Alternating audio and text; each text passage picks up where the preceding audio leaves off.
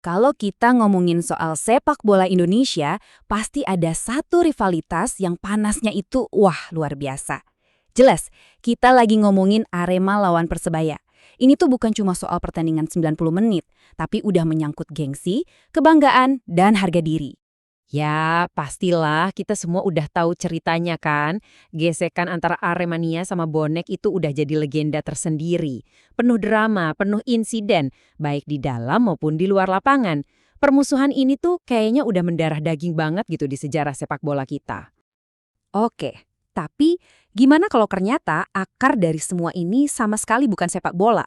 Kedengarannya aneh ya, tapi justru ini inti dari pembahasan kita kali ini.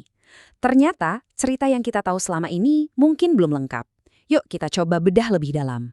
Oke, siap-siap ya, karena fakta pertama ini mungkin bakal bikin kaget.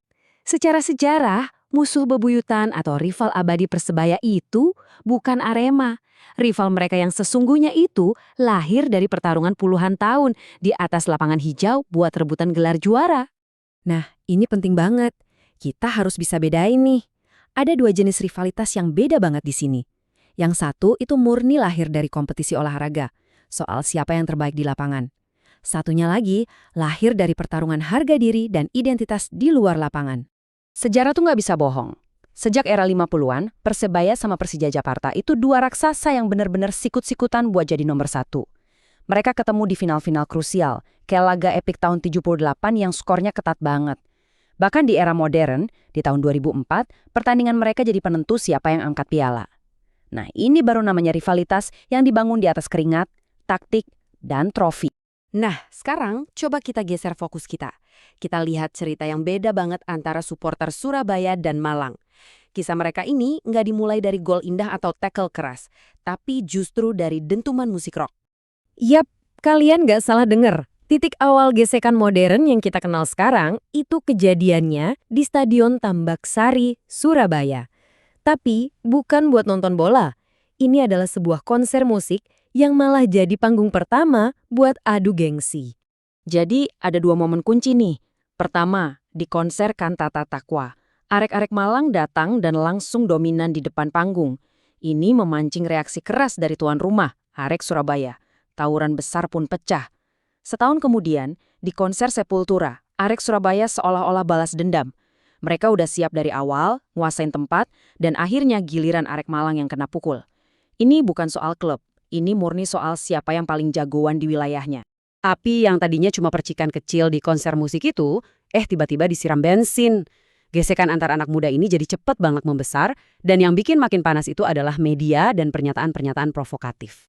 Coba deh kalian bayangin gimana rasanya. Tim kebanggaan kalian juara, tapi beritanya cuma secuil di koran. Di sisi lain, tim rival cuma latihan biasa aja, beritanya jadi headline gede-gedean. Ditambah lagi, ada tokoh-tokoh supporter mereka yang secara terbuka ngeremehin tim kalian di media. Jelas ini bikin sakit hati dan ngerasa nggak adil banget buat orang-orang Malang waktu itu. Nah, ini dia. Kalimat inilah yang jadi puncaknya. Ini bukan lagi sekedar ejekan biasa. Ini udah tantangan terbuka yang menyinggung langsung harga diri seluruh warga Malang. Pernyataan ini ibarat bensin yang paling besar, yang bikin api permusuhan jadi berkobar hebat. Oke, setelah kita ngomongin soal panasnya konflik, sekarang kita tarik napas dulu. Karena di tengah semua permusuhan ini, ada sebuah cerita lain yang terkubur dalam sejarah. Cerita yang ironisnya justru kebalikannya, bukan soal perpecahan, tapi soal persatuan dan pengorbanan bersama antara pemuda Malang dan Surabaya. Luar biasa kan kontrasnya? Jauh sebelum ada rivalitas supporter, pemuda-pemuda dari Malang itu tanpa diminta datang ke Surabaya mempertaruhkan nyawa mereka buat kemerdekaan di pertempuran 10 November. Sebaliknya, pas Malang diserang, giliran pemuda Surabaya yang datang ngebantu. Mereka itu saudara seperjuangan.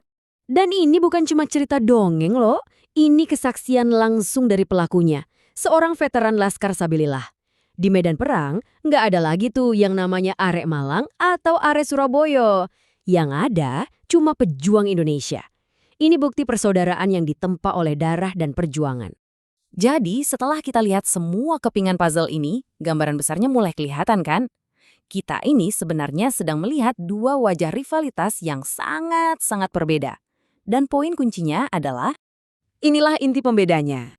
Rivalitas Persebaya sama Persija itu murni soal olahraga, adu taktik di lapangan demi sebuah trofi. Sementara rivalitas dengan Arema ini jauh lebih rumit. Ini soal harga diri, soal identitas kedaerahan, dan soal luka hati yang ditimbulkan di luar arena sepak bola. Nah, ini kesimpulan penting yang perlu banget kita pahami. Permusuhan yang kita lihat hari ini itu ternyata bukan warisan turun-temurun dari nenek moyang. Ini adalah fenomena yang relatif baru, yang sayangnya secara tragis nutupin memori persatuan yang jauh lebih tua dan jauh lebih kuat.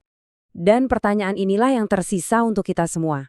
Dengan kita tahu bahwa dulu pernah ada ikatan persaudaraan yang begitu kuat, apa mungkin narasi persaingan ini bisa berubah? Mungkinkah ingatan soal perjuangan bersama itu bisa menjadi jembatan untuk masa depan yang lebih damai? Ya, mungkin itu sesuatu yang bisa kita renungkan bersama.